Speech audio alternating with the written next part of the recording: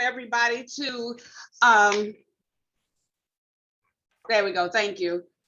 I would like to welcome everybody to Women of Color Noontime Network and Lunch Series. I know we'll usually meet on a Wednesday, but I thought that this topic was so important and so important for our facilitator to facilitate it that I said, let's go on and change the date to accommodate her. So I just want to say again, welcome and to everybody, and thank you for being flexible enough to change your day from Wednesday to Tuesday. And just to give you a little background as to how and why I chose this topic, because I did some research, and a lot of times when we are coming up with topics, we do a little research to see really what is important that you all may want to hear. And I found out some things that I didn't necessarily know. I found out that August the 3rd of every year is called Black Women's Equal Pay Day. I don't know how many people knew that. I didn't. And on the average, Black women make 63 cents for every dollar earned by their white male counterparts. And the reason why they have August the 3rd as a Black Women's Equal Pay Day is because a Black woman would have to work to the August the 3rd of every year to earn what men earned the previous year.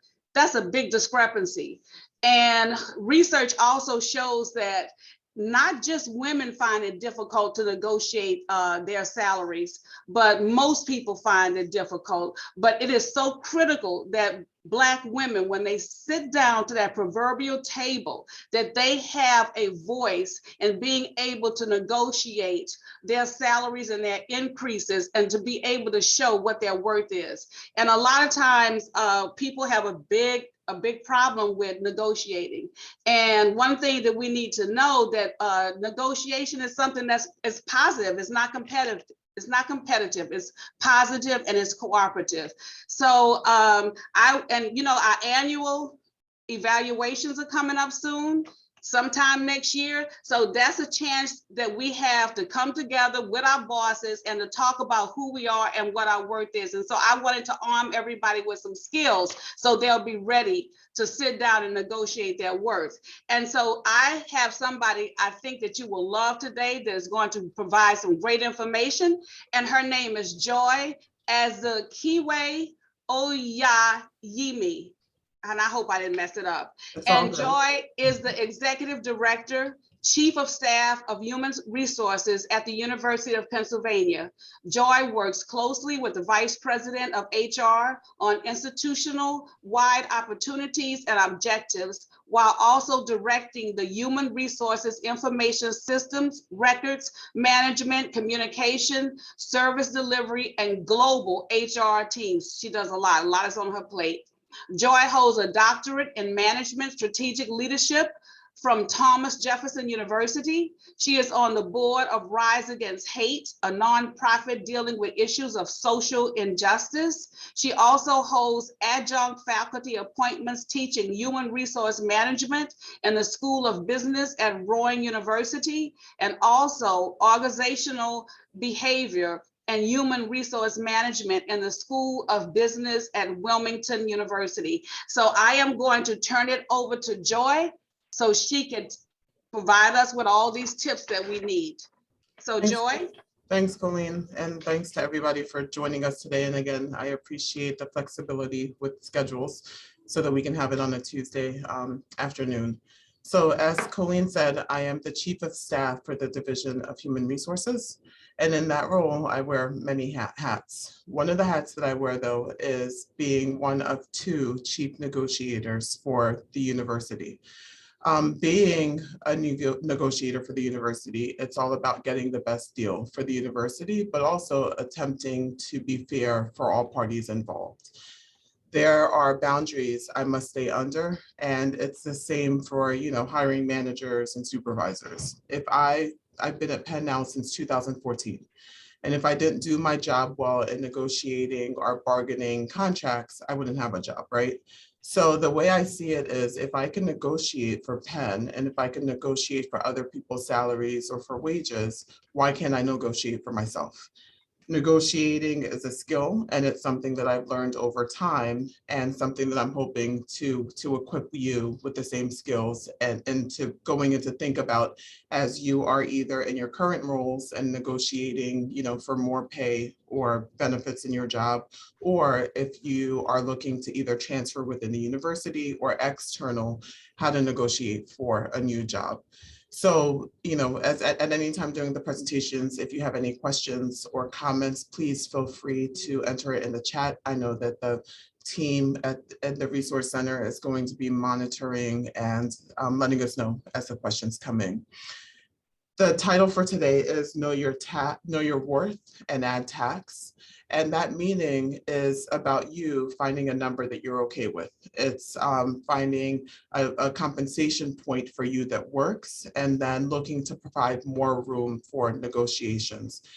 You'll learn during this presentation that you really want to make sure that you do your homework and know what you bring to the table before asking for any kind of raise. And be ready to really provide examples about the work that you're given, any change or any impact that you're making. And, we hear that Penn's annual review is coming up, but it's not, it goes beyond those annual reviews. It's about one-on-ones, check-ins, making sure that you are, when you talk about adding tax, you're putting little drips in a bucket so that when it comes time for that annual review, you've already built your case for what salary that you will be asking for. Darren, next slide, please. All right. So where we are here is that, we see know your worth. Many women downplay our confidence, and we do it to protect ourselves. We do it to protect ourselves from being demeaning. We do it to underestimate, or we do it because we often, it's human nature to really underestimate yourself.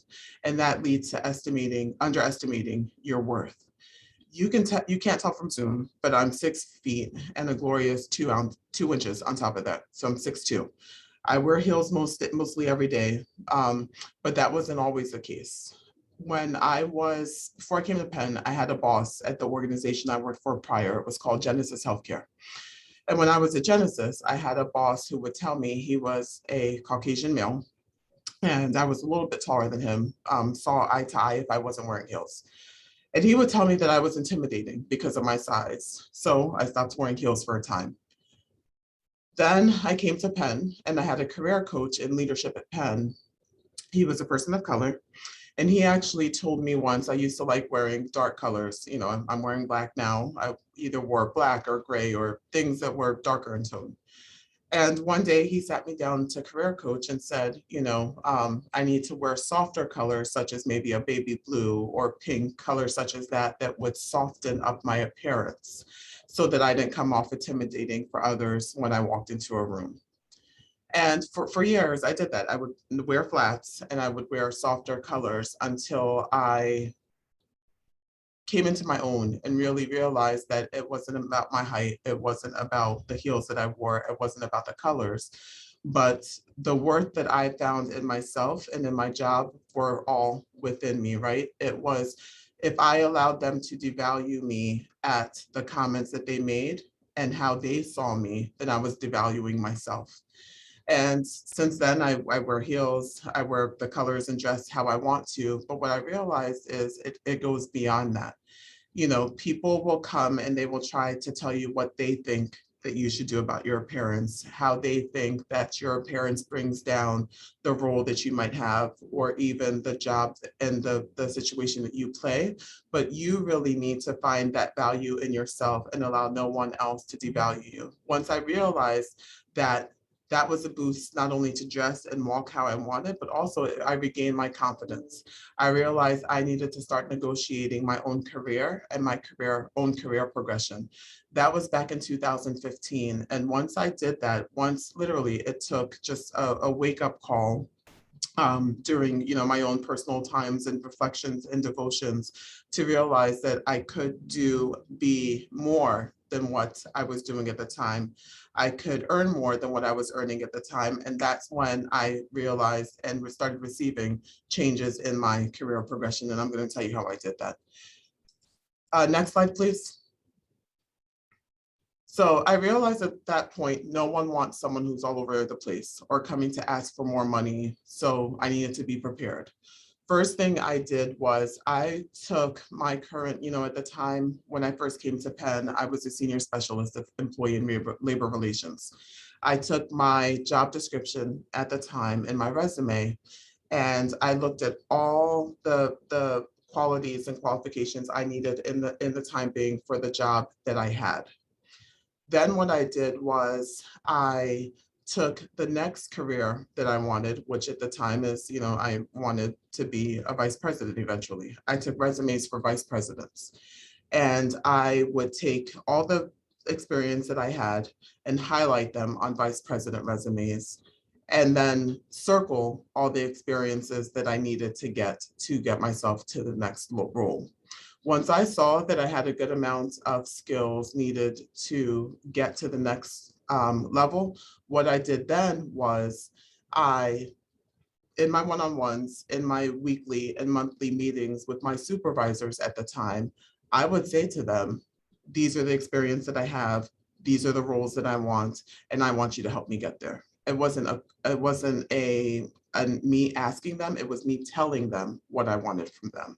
Oftentimes your supervisors will want you to, they would be open to you telling them what you need, but human nature is we're scared to tell. You think of a child and talking to their parents. Oftentimes, if it's a child that's fearful that their mom or dad might say no, they beat around the bush. It's being prepared to know that no is okay. You might get no for that moment, but no is not always going to be where you're going to land. And being open to really having a conversation with someone and letting them know this is what I want for myself. It's about quantifying your accomplishments. You want to put a number on you want to put a number on your contribution to the workplace. Did you plan successful events last quarter if you're an event planner? If your job is to mentor or train new hires that come into your organization, how did you do that? Did you develop a presentation that's now being used for others? Literally quantify the accomplishments that you make within a daily, a monthly, or an annual contribution. And then you want to lay out your other duties as assigned. As I mentioned, I would look at my resume and compare them to the jobs that I wanted, not the jobs that I had, but to the jobs and the dollar signs that I wanted. And I would lay out those other duties as assigned and make sure that I went to get those types of positions. So that as it came time to like the annual merit increases, or sometimes I would ask for different titles, promotions, raises, when it wasn't the annual review period, I would say, I'm doing this that isn't even within my job, and I'm doing it with no issues. Here's, being able to stack what I've done to be able to justify why I needed and deserved more. You want to bring documentation. Don't go to your boss's office and ask for a raise without having solid examples of your work to back up the request. You don't want your boss to rely on memory or simply trust that you're being underpaid. You want to bring documentation to show that. And what I have on the screen there is, you see different websites such as salary.com, WageWeb, Wetfeet, Vault, and so on. You want to go in there and you want to look. You want to look to see what you're making compared to others within other industries or within even the same industry. And oftentimes it's important to know that, here at Penn specifically, we look not just at the job that someone's in, but they look at the history. So how much time have you been in that role compared to someone else who's making? So that's really important as you're doing your documentation and as you're looking at what you deserve. You check out these websites for comparison, but then you also want to compare with your length and years of experience within the job that you're doing. You want to also show improvement. If your boss has given you feedback in the past about your work, you want to use it to show your progress. Be able to document and show them where you started and where you're going to. You want to implement that feedback to improve your skills, but then follow up with them. Even if you call a meeting before they have a chance to call it, you say, hey, look, remember we met and you told me that I needed to do X, Y, and Z. I've accomplished it and I'm really excited to show you what I've done. And then you want to do research to really know your worth. Thanks to the internet, there's a lot It's a lot easier for women to know how much others in comparable positions are making. As women, we often don't come together to talk about things such as this, but we do. Women should come together and understand it's not being competitive. You just want to find out if you're in the range of someone doing the same job. And you should be able to have the conversations and have an open dialogue with someone else to figure it out, right? So it's not about building a case about making yourself invaluable. It's about being assertive and not aggressive. Any questions or so far? All right, next slide.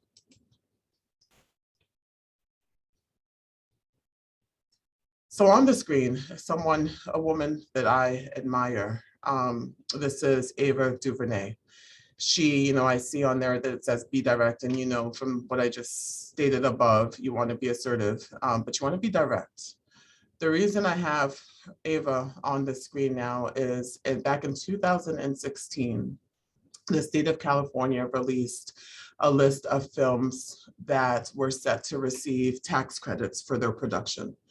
And among that list were different filmmakers and films which budgets were larger than $75 million. And Ava was the first African-American woman that made a budget that exceeded $100 million. And she did it at the time for the movie A Wrinkle in Time.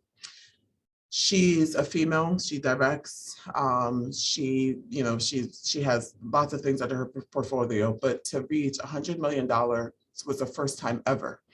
And it seems small, it seems de minimis, but she, if you read her story, if you're familiar with her, you will see that it's not small and it's not de minimis. She has done a lot to get her to where she needs to be, right? First thing that we need to do, and first thing that you'll hear her say if you know her story, is stop apologizing. As women, we often, we apologize, right? The first thing you say is, I'm sorry to bother you. I know budgets are tight, or I know that maybe we're short staffed, or I feel bad asking about this, but you're already setting yourself up for your manager, for your supervisor, for your HR person to tell you, you know what, you're right. You've already said it.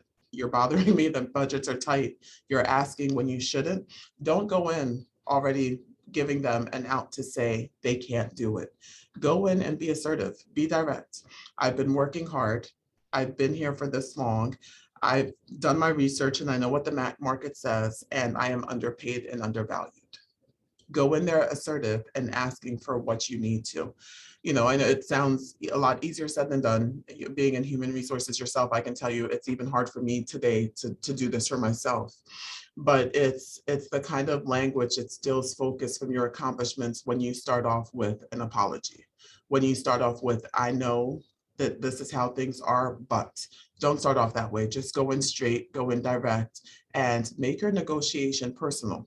If you feel like you're in a position to negotiate, remember that you're not asking for a personal favor. You're asking for an investment in yourself.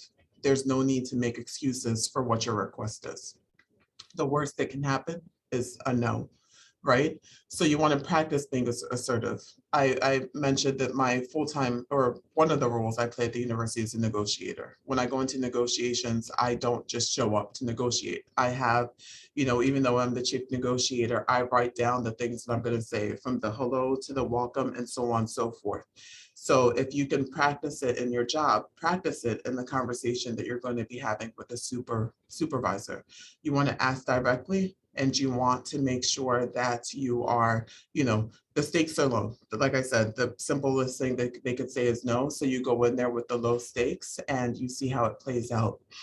Then you want to do it for the cause. You want to look at what you've put in, right? You want to negotiate to make more than what women typically would look for or to ask. So you look, as you're doing it for the cause, what I say is you ask for feedback.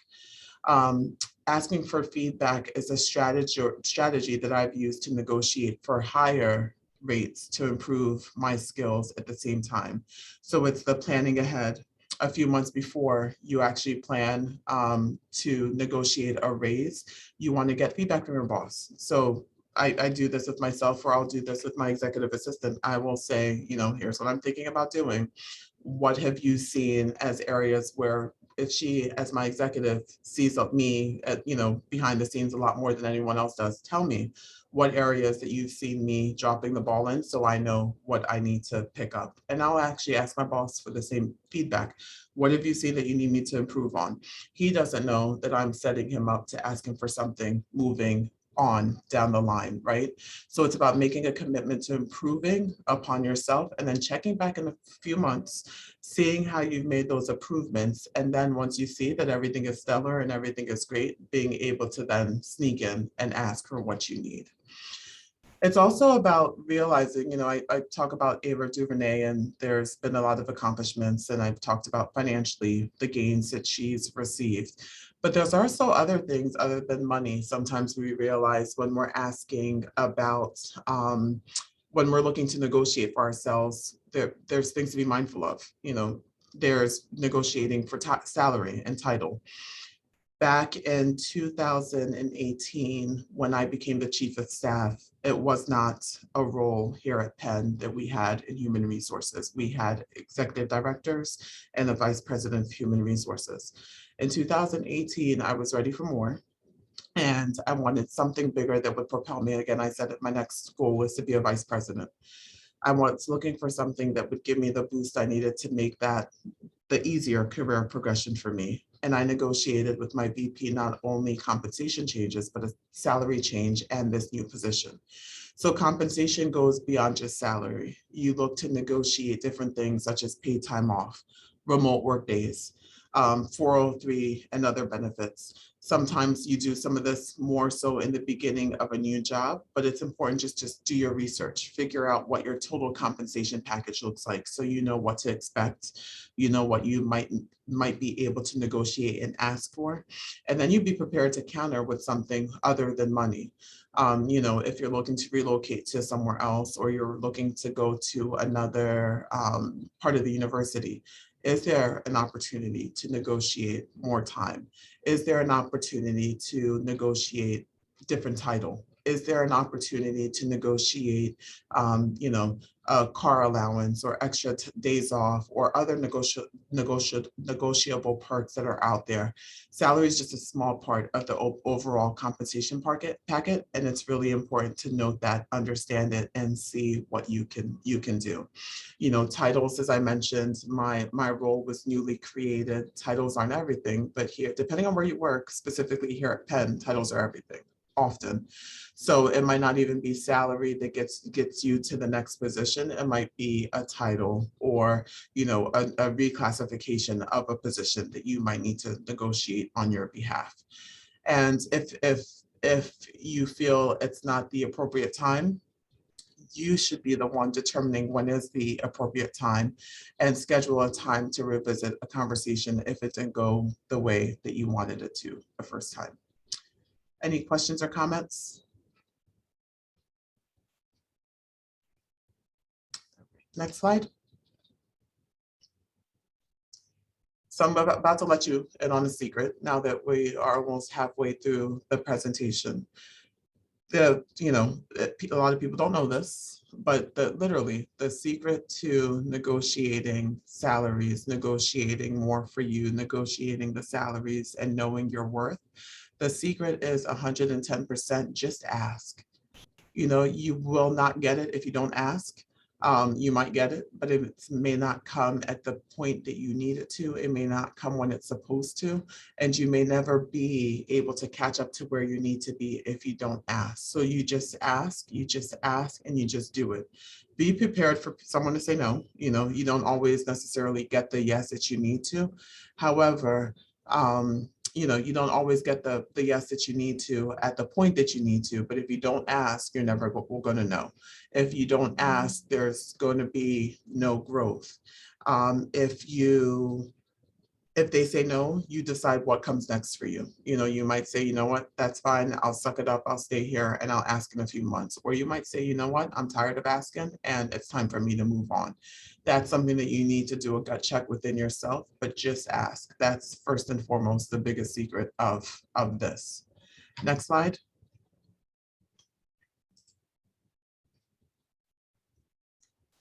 So you want to know, we talked about knowing your worth within the the role that you're in currently.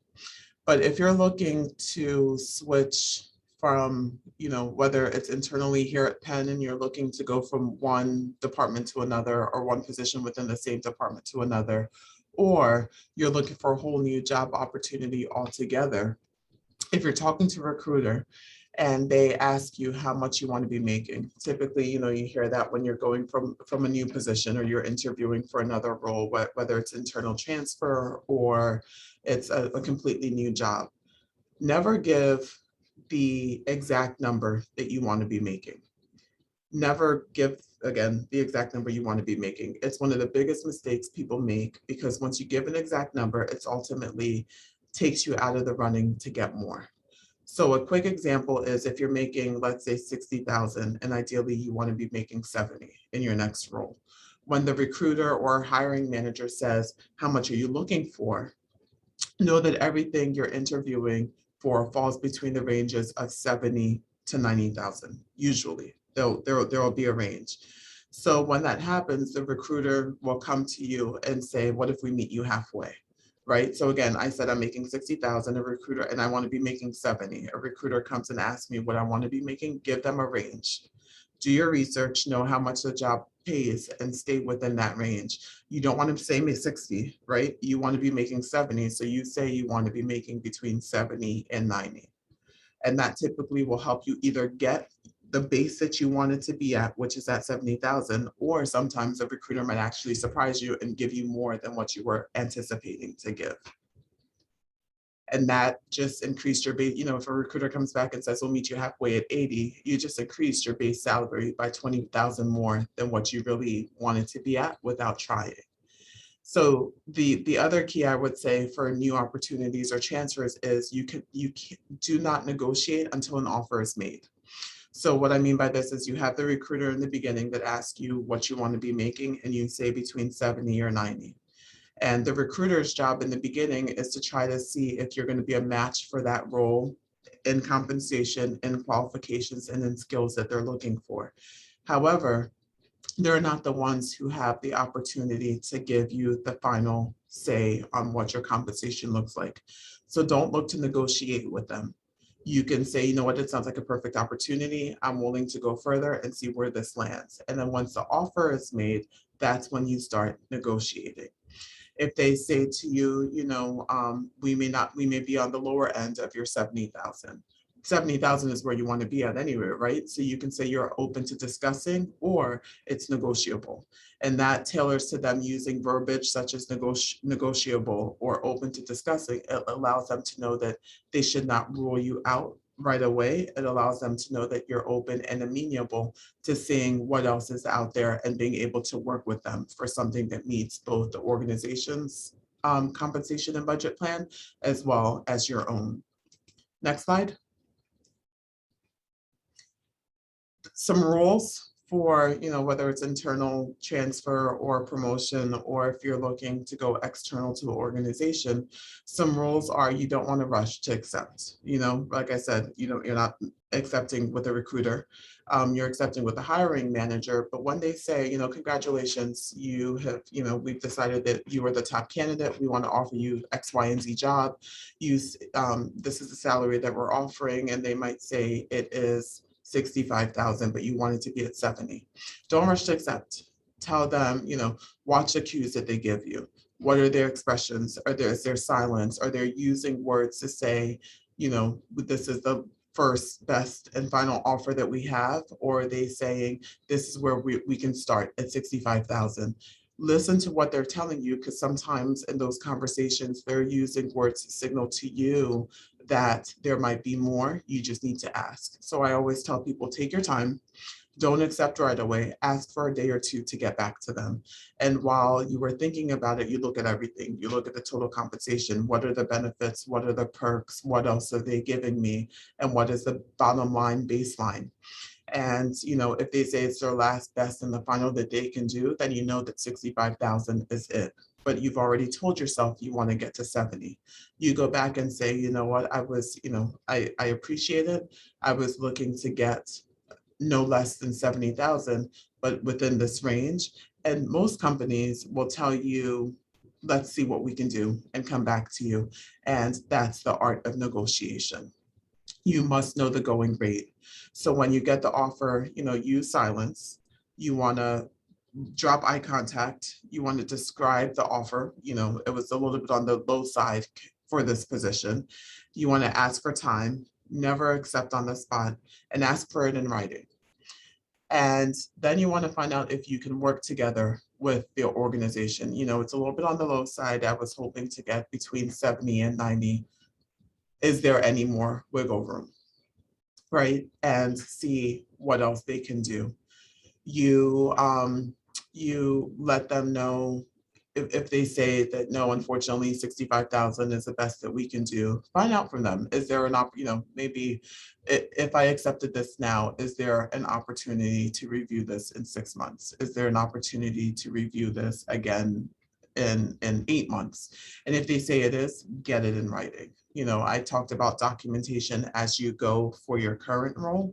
For a new role as well, it's okay to ask things to be put in writing and documented so that it's in their back of their minds and your mind that this was something that you were going to review. But the things I want to caution is you want to be careful of a bidding war. You want to be careful that you could be sending the wrong message. So you want to let the company know, it's one thing too that you can say that you have another organization that made you an offer and it's similar but more than what they were paying. If that company wants you, they're going to expedite the process to get you however they can. But never lie, it sends the wrong message. So that's why I always tell people stay within a range of what you want to look for. Because if you have a range, that sets you off better than using the exact price that you wanted to. Next slide. So, I mentioned earlier that there's different types of compensation, and I just wanted to list some of the ones that you want to be aware of. You want to finish first. And when I say finish first, it's you think about your base salary, but you always also think of bonuses. Is it a position or an opportunity or an organization where you can have a bonus package? You think about signing advantages. So there are sign-in bonuses. Are there bonuses, end of the year bonuses, where if you accomplish X tax, you get a certain amount of how well the organization did. You also want to look at medical coverage. How much is the employer or the organization paying or contributing towards your benefits? You look at retirement, the 403, or if it's an organization that has a 401k. Vacation, is there an opportunity to ask for more? And some people laugh and say, well, vacation is already built into the policy, right? If you're a certain grade or class, you get this vacation, and if you aren't, you get certain more. Everything is negotiable. So, although things are written in a policy, there are situations where you might be able to negotiate. If an organization truly wants or has flexibility, there are times when and not necessarily here at Penn, I haven't seen it, but in other organizations I've been a part of, there's flexibility in being able to waive vacation, how much vacation someone gets. You look at relocation. If it's a job where either, let's say Penn, Wharton, you work for Wharton and you are being told that you need to move to the Wharton San Francisco office. Are they willing to pay your relocation fees? Are they willing to pay and advance your cost of living fees for that area? Tuition reimbursement is another part of total compensation. Here at Penn, it's how much does the tuition reimbursement cost? How much are you getting back? Expenses, who carries the burden of cost on things that you have to pay for?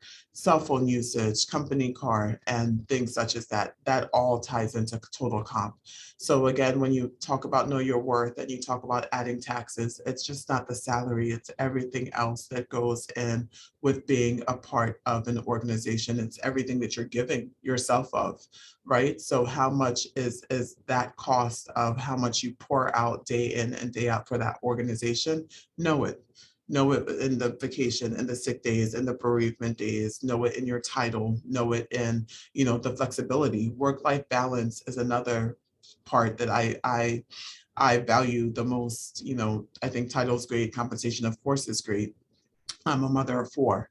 So for me, work-life balance is a part of compensation that I wouldn't trade for anything. That first and foremost is the total compensation plan to me. Is that something that's important to you? And if so, negotiate your work-life balance, negotiate the flexibility that you need to be able to, in my case, it's kids, sports and activities, being able to do that. And the next slide. Joy, I do Yes. have a question. Yes. The question is, it's oftentimes taboo to talk to peers about pay scale. So how can we find an open discussion about this topic? And this person said that they were already told that they get paid enough. So I'll be honest. I mean, in HR, we definitely frown upon people talking about compensation when we hear about it, right? Because typically in the workplace, it's not appropriate. I say find a time outside of work it's okay to have those conversations. You just don't want to go and say, I talked to Colleen and she told me that this is how much she makes, right? It's okay to discuss it. Oftentimes that's what we think. It's that we should not discuss our salary. There is an appropriate place and time to be able to do that. It's about knowing when the appropriate place and time is, and then knowing how to deliver the fact that you've had the conversation with someone, and the appropriate place and time to be able to bring up that you had that conversation with someone. When it comes to if you deliver it similar to, I had this conversation and this is what this person told me they make. I know that I make less. You're approaching your manager and their guard is now up, right? You've approached them and let them know that, you're not treating me fairly. You've lied to me. I'm not being compensated appropriately. Their guard is up and now they are going to be more so on the defensive. You want to approach them and make it equal turf.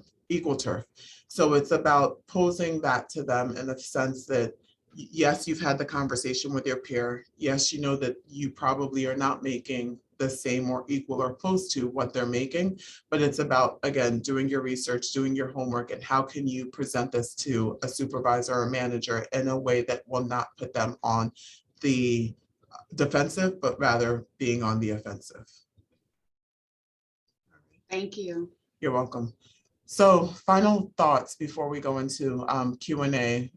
As I mentioned, you want to get everything in writing, whether it's your current job, a new job, or a transfer, get the offer in writing. Take your time, read through it, and make sure that it's something that meets your needs. Read through it for the nonverbal cues, like I said. Are they saying that this is our best offer? Something that we say in negotiations is, if anyone's ever negotiated with me or sat through a negotiations period, as a chief negotiator, we have some cues that we signal to each other across the table. Sometimes we'll say, the union in my case might say this is this is what they're seeking, and I'll say, if I say no, that signals to the union bargaining agent that I'm done talking about this. They need to move on. Sometimes I might say, we're not prepared to answer this. I'm not prepared to answer this signals to the union, or they're signaling to me that it's a no for right now. However, come back to it. It might be different later. Oftentimes too, another word that we'll use is, this is my final answer. Final answer means it's my final, but it doesn't necessarily mean that it's the only. Right? It means it's my final for this point in time. But as a negotiator, if I say to the union, this is my last, best, and final, or this is all that I can do, they know that I'm done. So listen for the cues. I know, none of you are negotiators, for the university is similar to my role, but it's about the cues that someone's saying, listening to what they're telling you. Sometimes they'll use things to signal that I might be saying no now, but come back to me, right? If you're not going to accept, explain why tactfully and honestly. So for example, if you're looking for a new role and you want that 70,000 and you're making 60 and they say 65,000, if you're not going to accept, you want to explain why tactfully and honestly. You want to reiterate your positive impressions and why you regret that it didn't work out. And I've seen times where it's been flipped, right? And they come back and say, you know what, let me see if there's something else that I can do. So just no matter what, keep your tact, be honest, and again, be direct. These will be your colleagues. So you want to work with them as if they already are. And if they're already your colleagues, you don't want to create a situation where you're maybe burning bridges. You want to relax. You want to make sure that, you know, you're going to feel uncomfortable. Till today, when I'm negotiating things for the university or I'm negotiating things for myself, I get nervous. I start shaking. My executive assistant will tell you, I call her like constantly and I say, look, you know, let's run through this. Or even to speak to my boss, who has been my boss for years now. I still get nervous when I'm negotiating on behalf of myself. That's normal. But you want to try to relax. You can be nervous with yourself behind closed doors, but as soon as you go in there to ask for it, be confident. Be confident, and remember, it's natural to feel uncomfortable discussing any kind of salary or any kind of increase, any kind of reclassification or title change. And then be aware of competing offers. You know, competing offers sometimes speed up the process. So if you choose, I don't tell people to lie about offers, but if you have other offers out there, make it known. Make it known. And if, you know, when you talk about knowing your worth, it's about knowing if there's other offers. If they really want you, they'll see how they can get you to stay, despite the other offer that might be out there. Next slide.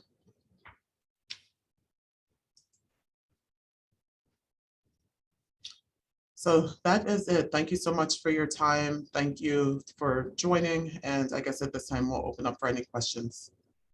Okay, Joe, I do have another question. Yes. It says, what about requesting a desk audit, a PIQ review with documentation showing that you go beyond and above your current PIQ in order to negotiate an increase or title change? I think that's a great idea. And I think it's needed. Oftentimes, PIQs never get looked at, right? Oftentimes PIQs are outdated. I know recently within my own department, I have a staff member who's been here for 20 some years, and she was hired into the same role that she is now. I actually, not her, but went to her and said, I need you to do me a favor, get your old PIQ, look at it and update it to what you do now, because her role has changed. Oftentimes we do not look at, once someone's hired, you fill that PIQ, it doesn't get looked at again. I think it's more than appropriate to go back, ask for a copy of your PIQ. You know, first of all, you should be asking for a copy of a PIQ anyway to be able to compare it to your performance review to see how you're doing annually. I always tell people, look at your PIQ. Are you doing the duties that you were hired to do? Use that to be able to talk about your performance and self-appraise yourself. But I definitely think if you've been using the same PIQ, or if you're still classed with that same PIQ you were hired for, and it's been more than 3 years, chances are your duties have changed. It's appropriate to ask for it, and it's appropriate to use it too, to be able to establish how far you've advanced and what you need to be reclassed to. Val, did you want to ask your question? No, actually, the person, she just answered it. It was the question about the PIQ process and how that influences salary and position changes at Penn. But I think what you just said kind of answers that. Okay. And I think, I don't know if we're making an assumption that everyone knows what a PIQ is. So maybe you could say something about that. So PIQ is Penn's fancy way of what is Penn's fancy way of saying a job description. We actually don't call them PIQs anymore. They're the legacy names now. They are the job recs that are tied to a position. But when you would have been hired or found a job, I think we stopped calling them PIQs maybe for about 2 years now. So if you've been here within the university longer than 2 years, they would have been the old legacy job descriptions that basically tell you, here are the skills, qualifications that you need to be able to fill whatever job you are sitting in. Okay, somebody made a statement, but I am going to turn that statement into a question. I said, what about somebody who has been in a position for a long time and they are really good at what they do, but they feel like they don't have the credentials to sit down and negotiate a salary increase? What can you do? Can you? So it's a great question, and the answer is twofold. So first and foremost, if you've been in a position a long time, the first thing I would say is find out the skills that your department is using to for pay. And what that means is, were you hired and put into the role based on your education or the history of the job? Oftentimes there's two different buckets. It's, you look at education, credentials, as well as time and length and position. I would say look at the length and position and see if that is able to afford you more of an increase at some point. But then if you don't have the skills and credentials that you need, I would say go get them, right? Penn is big on professional development. There's career coaching, there's, mentorship programs, different things such as that. Find what you need and go get it. One of the things that I always say throughout my career is, anyone who knows me knows this, I've never applied for a position. I've been blessed in the sense where I am big on networking. I do a lot of networking, internal to Penn and external. And every job that I found is by different networks through people in these organizations. I have 3 certifications for human resources. Like I said, I got my doctorate. And the reasons why is we work in an organization that is big on, those letters behind your names, and we work in an organization that's big on education. So, while history and time and length and job is big for, most organizations, keep in mind you work in an organization that does care what letters you have behind your name. So I would say if you don't have it, while the length and time of service is important and does play a factor, sometimes letters behind a name plays even a bigger factor where we work. I have a question for you, Joy. Yeah. I know semantics is everything, because sometimes it means a difference in execution. So I heard somebody say some time ago that they sat down at the bargaining table when it came to, talking about increases, instead of sitting down at the negotiation table. So is there a difference in style if you think that you're bargaining for an increase or if you're negotiating? And is it a skill difference between the two? So is there, if I'm understanding the question correctly, is there a difference in bargaining or negotiating? Yes. So I would say negotiating is more so, so for example, with my negotiating, right? I know that I have a certain parameter that I am authorized to go up to. And I'm trying to negotiate for what I need without getting to that certain cap. So for example, we'll pick on the 3% that the university says that we're allowed to give. If I'm negotiating a contract, I know that I can't go above 3%, and I'm doing my best to stay below that threshold. Whereas bargaining is, you aren't sure necessarily of the threshold. You're bargaining with different types, you don't know the threshold, but you're bargaining using different tools that are available to you, such as like the skills, such as, you might say that if you give me, or if I'm able to get X amount of compensation, here's how my position or job might change. So it's adding extra value to your bargaining or negotiation power. So should we bargain or negotiate? We should negotiate, don't bargain. Okay. Thank you for that. We do have some other questions. Someone asked, is there a way to schedule a practice salary negotiation session through the university?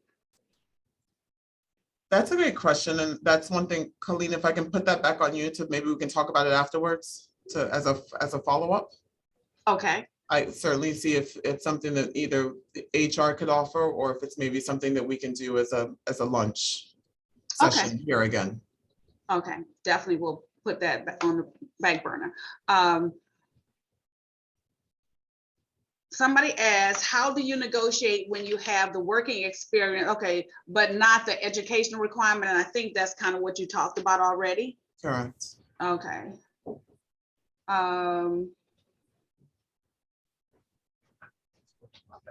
Trying to look if there are any more.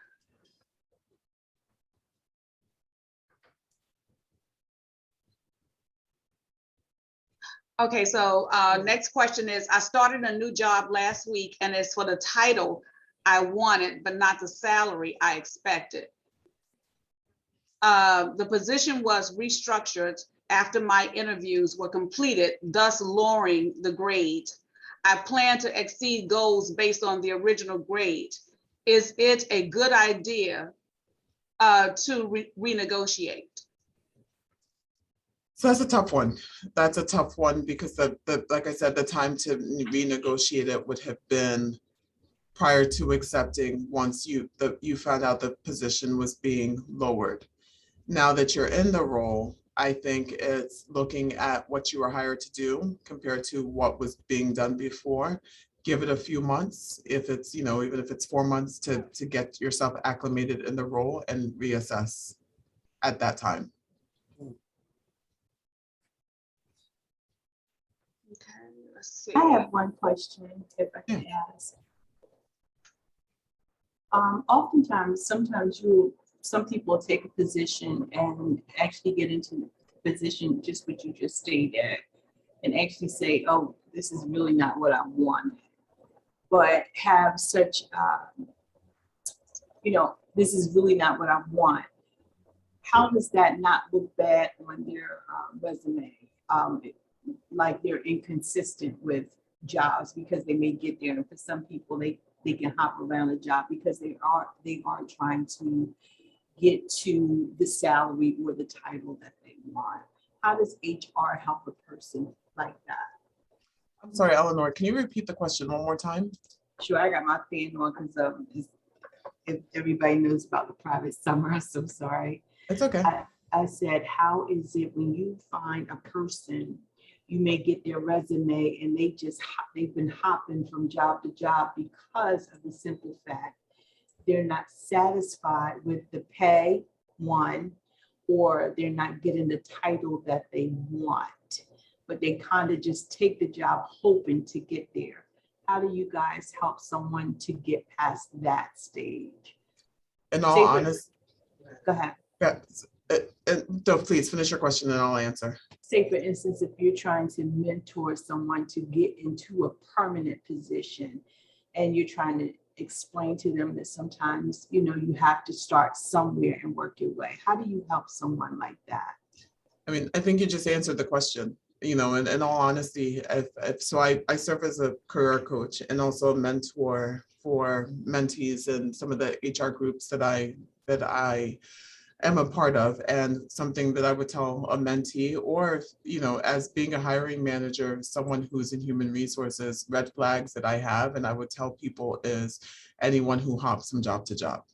And you want to look at how much are they hopping. If it's someone who stays in a position for 2 to 3 years and then they hop, that's a little bit different than someone who hops within, 6 months to a year. Yeah, that's problematic. And the reason is that person does not seem, from the eyes of a hiring manager, as someone who is loyal or able to stay within an organization. So that's just a red flag, period, for will you even get the job that you want, because you look like you look like you're not loyal to an organization.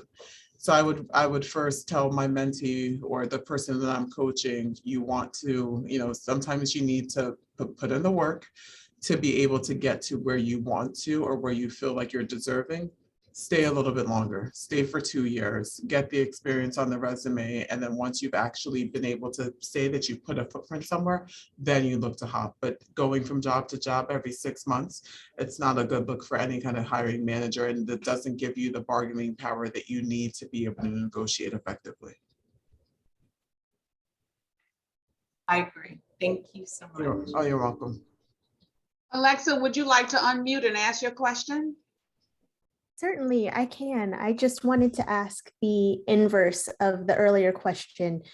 How can you negotiate for some of us that might be coming out of our graduate programs and we might not necessarily have the experience, but we do have our credentials and maybe our internships?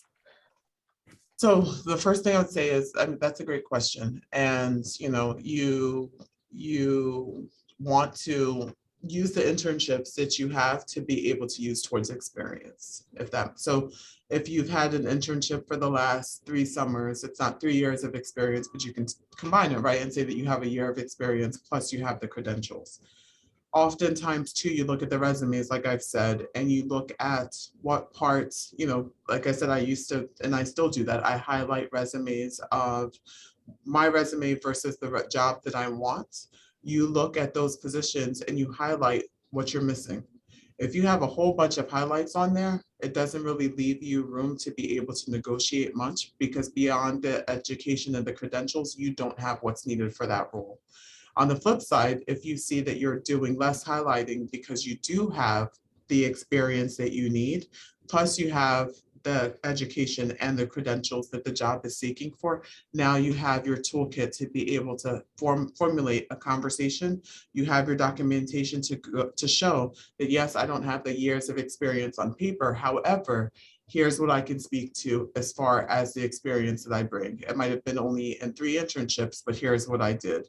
And here's the credentials. You know, your job might ask for a bachelor's or a license in human resources or something of that nature is preferred. I not only have the bachelor's, I have a master's, I have the credentials, and I have this experience. Does that make sense? So you paint a picture using, but again, it's documenting and doing your homework to make sure that you have, before you do, you have the experience that they're seeking, even though it's not necessarily in the length of time that they're asking for.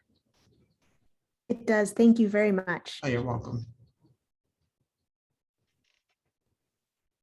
I also read, Joy, you know, that there's different techniques that you use when you're sitting down to negotiate salaries, especially when it's not coming when you are have been hired for a new job, but you've been working on a job for a while. And they highlighted something called the sandwich approach to negotiation. I don't know if you heard that, where, you know, in the beginning, when you sit down, you say some wonderful things about the organization of the company that you work for. And then you talk about how you tie in to the whole vision and picture of that corporation. And that's when you lay out, you know, when you quantify, you know, what you bring to that position. And then once you kind of quantify all your contributions, then you end with talking again about this great organization that you work for. And it's called the sandwich approach. What do you think about that? Have you heard that? Yeah, I mean, the sandwich approach is used for that. It's used for delivering bad news. I'm a fan of, just like I said, just being direct. You know, I am the kind, if you want something from me, if I feel like you're buttering me up for something, that kind of annoys me more. You know, it kind of annoys me more than it does if you just be honest and direct. And I think that that's how your boss will want you to have the conversation, right? Just cut to the chase, get to the point. Everyone's busy. They want to. So it's, again, if you're sitting in a one-on-one, being direct might be that you are letting them know, here's, you know, I want to come to talk to you because I'm here because I feel like I am deserving of a reclass. My PIQ was outdated, or my job description. You know, I think that it's time that we revisit, and you know, I think it's time to revisit how much I'm making. Here's what I've done. Be direct, tell them why you're there, you know, and then you can sandwich it if you want to by, and here's what I'm going to show you. Here's why I think I'm deserving, and you make it about you. But not to, you know, sugarcoat and go with, this is what the organization or you have done well. Literally come out straight, tell them why they're there, deliver your, you know, make it the best presentation that you've given at the organization, but it's about you. Thank you. Thank you for You're that. welcome. Does anybody else have any questions? We've had some good questions and some good feedback. I know it's some burning questions that you have, and we still have some time. So if you want to unmic yourself and ask that question, we can, or if you're a little shy and you want to put it in our chat, then we can read the question.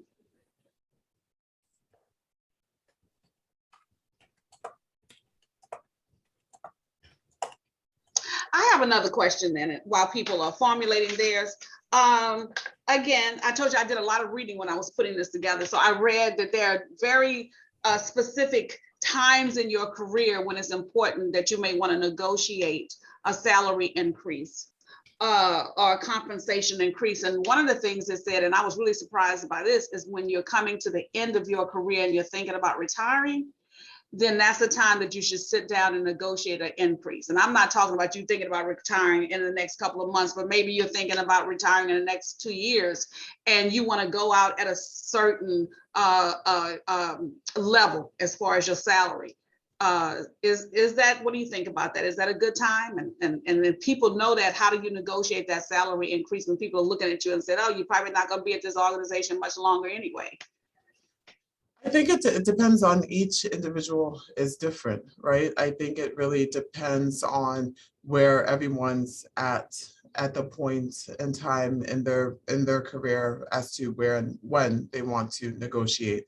As an employer, I mean, I'm hoping that we aren't looking at someone who we believe is at retirement age and thinking, why are they asking, right? It's to each its own, but I think that it really depends on the person. When is the best time to negotiate their salary? I don't think there's one best time or one best level. Sometimes if it's entry level, and similar to the question that we talked about not too long ago, your experience might not be the same as your education or your credentials, but they may be more than what the job entailed. So at the entry level start, you want to negotiate for more than you feel it's necessarily done.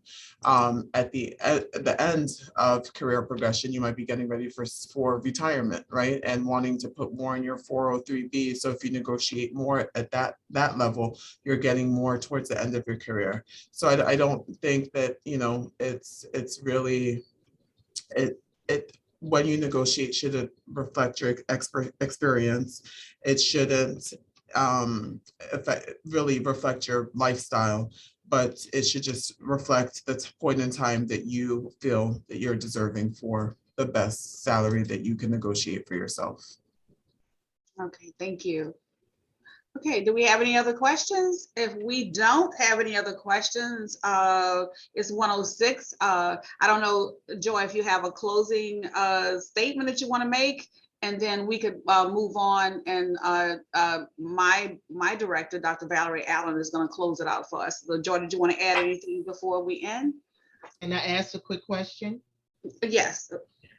Sorry to be joining so late, I'm just sitting in, but I have a question with regards to whether there's any distinction between the ask if you're on hard university money or if you might be on grant money. Is there a difference in maybe how you would approach that? No, I think that it's different in the sense that what hard university money, there's budgets that the university or the hiring manager, the department has to stay within, whereas the grant pool may not be, it might be either bigger or smaller. I think it's important to know how much the grant is, if you can find out how much the grant is that you're on, if there is a grant distinction, and be able to find out if you're at the max, the middle, the tier, but oftentimes there is room within that grant to do more. Similar that, I mean, they're not going to bring someone at the top of the grant. So I think that there is sometimes wiggle room. It's just a matter of knowing that, and same thing, just being direct about it. And again, I think the biggest thing within the grants is listening. This is, we've only received X amount of grant funds and you're here on X amount of dollars. Hear what they're trying to say, but oftentimes the conversation, there are hidden messages to be able to signal to you if there's more that can be done with the grant funds. I think I see someone's hand raised. Karen? Karen, would you like to ask your question?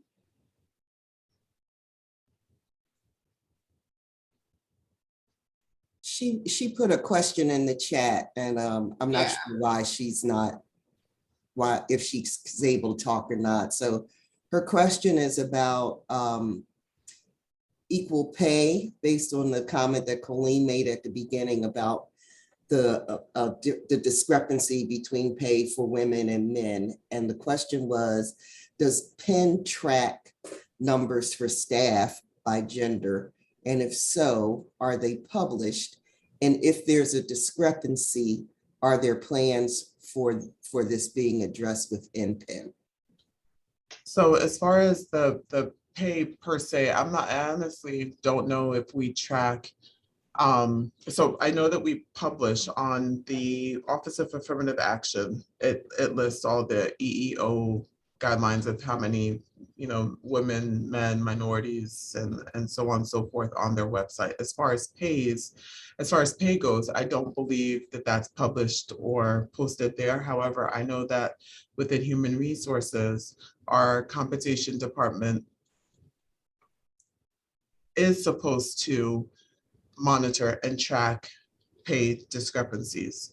Oftentimes, typically what will need to happen is the department comes and says, I believe that my employees are making, or my staff are making less than, this other area across campus. At that time, compensation will do like a market analysis across the departments. And if they see that there's a discrepancy, then there's like the adjustments that are made accordingly. But typically it needs to be triggered by, or typically it is triggered by maybe if it's not an HR designee or manager, or sometimes the staff goes to a manager to say, I think that this other area makes X amount more than we do. And then that supervisor needs to take it to HR to try to get that market analysis done. Thank you. Thank you. Okay, great questions. Thank you for that question, Karen, as well.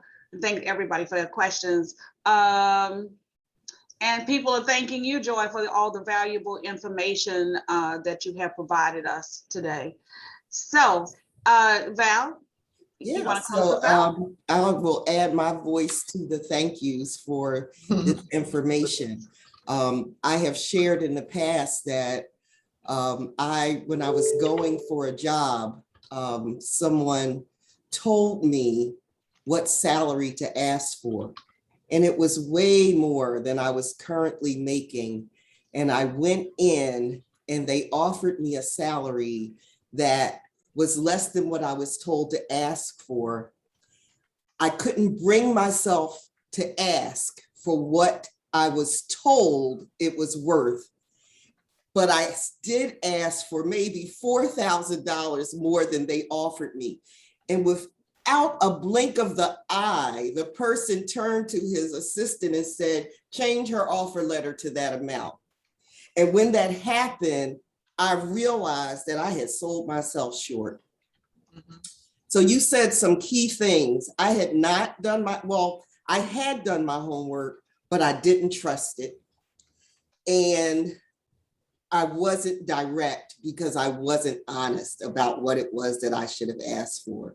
So I think there are some key things that we need to take from this. And one of them is do your homework and then trust yourself. Trust that you are worth what you are asking for. If you can do the job, you are worth the pay. So you have to go in and trust. And I think one of the things that happens with women is a lot of times we don't trust it and we don't ask for those things. But I also like the things that you talked about bringing documentation. If you're on a job, bringing documentation, or as we say, have those receipts of what you've done and what you're bringing to the table. And do one-on-ones and talk to your supervisor about what it is that you need to improve on and what they see before you have those discussions. Do the checkups so that you can build your case so that when you go in, you can ask for what it is that you want. Another thing that probably would have helped me was to practice, right? If I had practiced saying that number, maybe I could have said it, but I sat there and could not bring myself to say that number. And so practice, I think, was really important that you said. And I think the last thing that I want to just mention that you said, just ask. I think if I had asked for that number, just like he turned and said, change it, he would have said the same thing. Yeah. So I want to thank you for sharing those tips, and trust and believe if I ever go back into negotiations, I will remember these things and I will do my homework and I will practice. Thank you for sharing that. We have done a couple of workshops around employment, managing up, this one on negotiating salaries, knowing your worth. And every year we do one on preparing for your evaluations. And so a lot of the things that you said here that will be reiterated in that session. But in December, we will be holding a session on preparing for your evaluations, because preparing for your evaluations doesn't start in April and May. It starts right now. Yeah. So thank you for what you bring, what you've given. It was it was received, it was heard. I could tell by the questions in the comments. And thank you, Colleen, for organizing this at the African American Resource Center. Colleen is responsible for coordinating a Women of Color at Penn networking series, and she has put together a phenomenal group of programs, and this is one of them. And so I thank her for that. On behalf of the community, I'm going to thank you. Darren, who is on here and ran the slide presentation, is the associate director, and he puts together Men of Color programs, and they do some similar programs. But both Women in Color and Men of Color programs are open to everybody, and it's all great information. So I want to just acknowledge and thank Colleen and Darren for what they bring.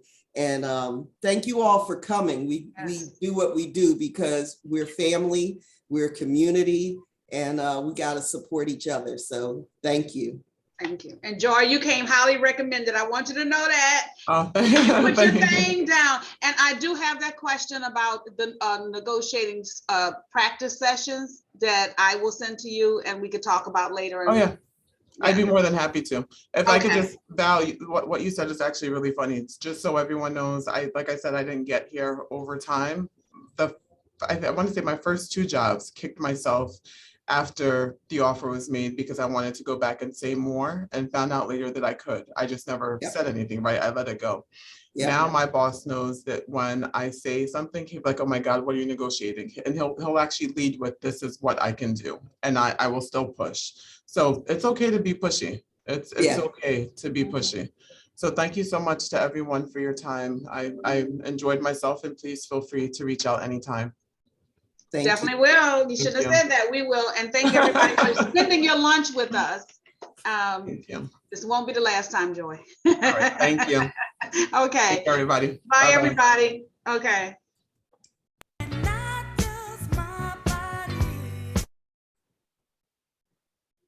Do we want to brief out? There's still people on here. Oh.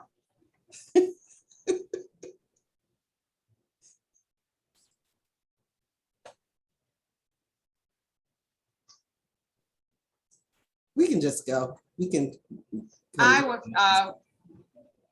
We can go. You sure? Okay. Okay. Cool.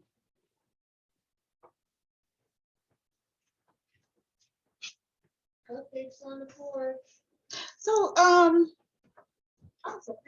you didn't end. I didn't want you to end your meeting.